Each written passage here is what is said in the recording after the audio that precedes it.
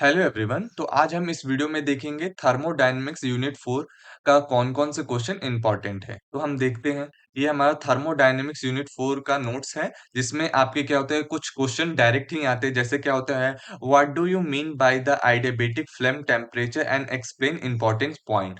तो adiabatic flame temperature होता क्या है और इनके कुछ इंपॉर्टेंट पॉइंट क्या होते हैं। तो आप इनमें से क्या होता है, कुछ-कुछ पॉइंट लिख सकते हैं कि एडियाबेटिक फ्लेम टेम्परेचर होता क्या है। फिर उसके बाद क्या होता है, फॉर मीथेन गैस के लिए कहाँ पर इसका कितने टेम्परेचर यूज़ होता है। फिर उसके बाद हाइड्रोजन बर्निंग में एयर जो होता है, आप कितना यूज़ कर रहे हैं, कितना इसका टेम्परेचर केल्विन में, डिग्री सेल्सियस में होता है। फिर उसके बाद ये आपका मेन एक फ़ॉर्मूला होता है कि आपका फ्यूल प्लस एयर जो होता है, ये दोनों रिएक्ट करता है, तब प्रोडक्ट प्लस आपका हीट बनाता है। फिर उसके बाद क्या होता है, a adiabatic temperature is the maximum temperature during the combustion process होता है। यानी कंबशन प्रोसेस के दौरान जो होता है, मैक्सिमम टेम्परेचर जो होता है, वो आपका एडियाबेटिक फ्लेम टेम्परेचर का होता है। फिर उसके बाद ये आप बेसिक डायग्राम बना सकते हैं। डायग्राम में कौन-कौन सा प्रोसेस होता है, जैसे आप इसमें लिख सकते हैं, कांस्टेंट वॉल्यूम प्रोसेस जो होता है, वो आपका पेट्रोल इंजन के लिए होता है।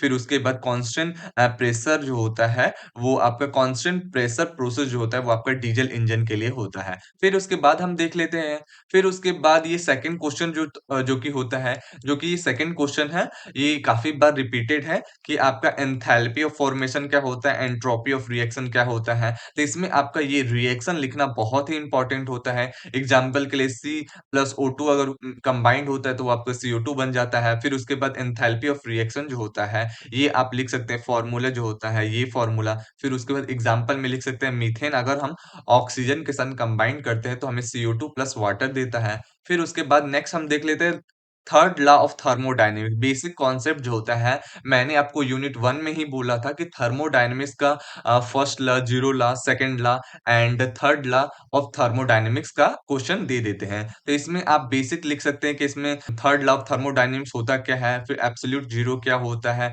एंट्रोपी क्या होता है, एंट्रोपी के फिजिकल प्रॉपर्टी क्या होते हैं, ये फॉर्मूला आप लिख सकते हैं। ये फॉर्मूला अगर आप लिखते हैं, तो आपको 3 से 4 मार्क्स मिल जाते हैं। फिर उसके बाद मैथमेटिकल इक्वेशन क्या होता है, मैथमेटिकल इक्वेशन क्या होता है, आप ये लिखते हैं, तो आपको अच्छे मार्क्स मिलते हैं। नेक्स्ट हम देख लेते हैं क्वेश्चन। ये क्वेश्चन 2 बार पूछे गए हैं आपके एग्ज़ाम में कि difference between actual and theoretical combustion process क्या होता है। Difference between actual and theoretical combustion process क्या होता है। फिर हम देख लेते हैं नेक्स्ट हमारा क्वेश्चन क्या है।